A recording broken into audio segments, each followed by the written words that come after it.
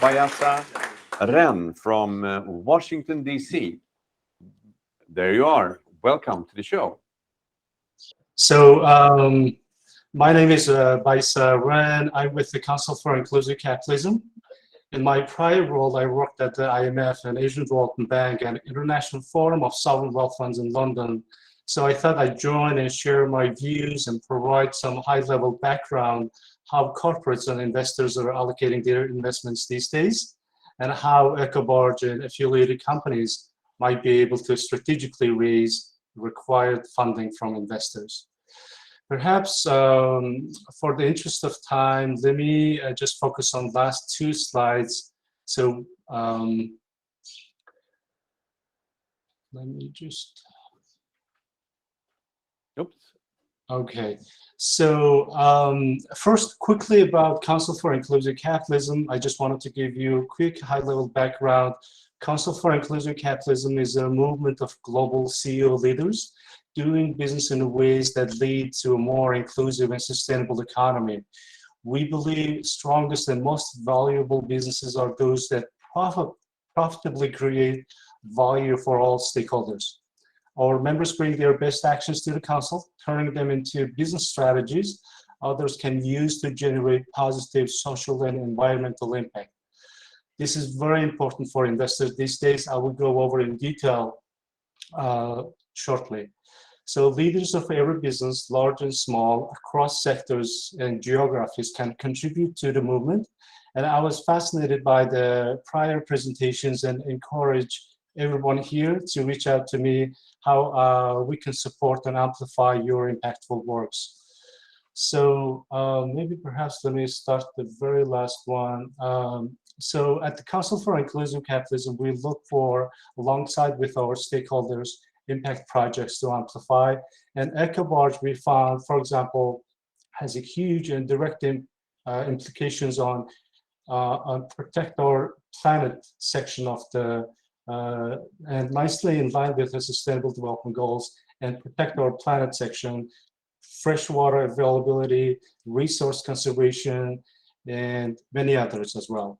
So let me just move over to, I highly encourage event participants to go over Council for Inclusive Capitalism website and take a look at the high-level just transition paper we put out last November at the COP26 in Glasgow. And it's all about how companies or investors are thinking energy transition, and they're changing their corporate strategy in line with that.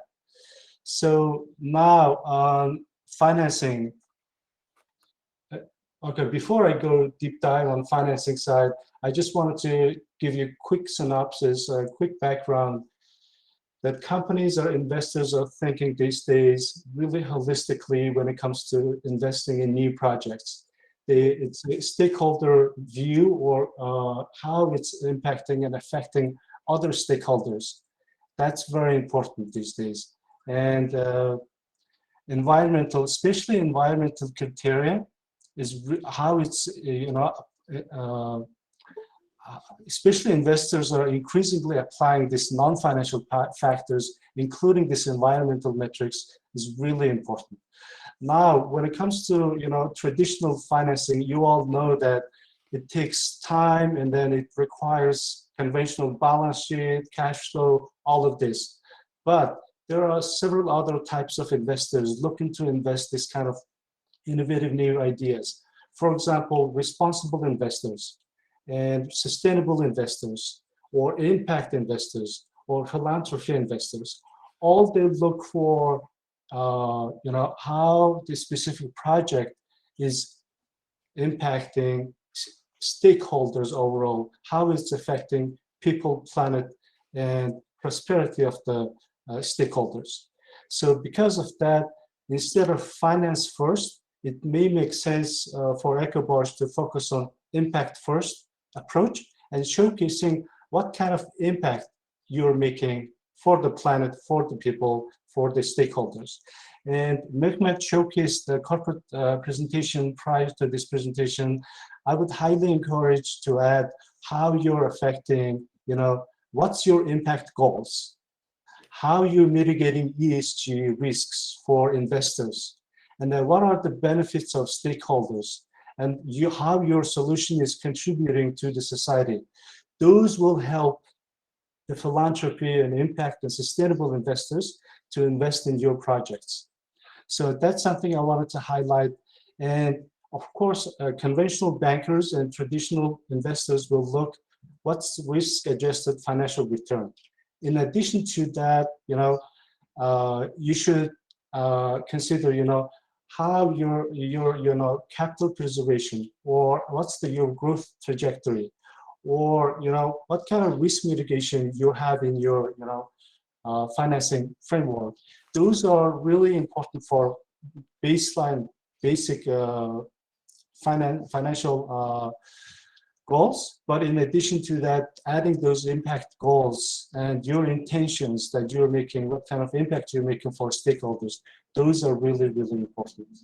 And lastly, I wanted to highlight that, especially in Europe, green bond is taking place, and a lot of green bond related partial credit guarantees are taking place.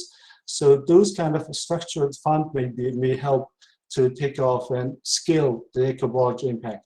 And initial stage, I would envision technical assistance might be very helpful, and portfolio level credit guarantees might be, considerable going forward as well. But there are so many different investment facilities and green investment funds being established in Europe. You can have access. That's something we can discuss in detail, and depends on where you stand, your project, the financing framework, the different approaches to financing, all depends. So it's of course a complex topic that we are tapping into, but I would love to engage with all of you and help you in any stage you are on your fundraising or exploring ways to strategize your next steps. So Very that's good. something I wanted to show you quickly. Thank you. Thank you so much, Bayasan.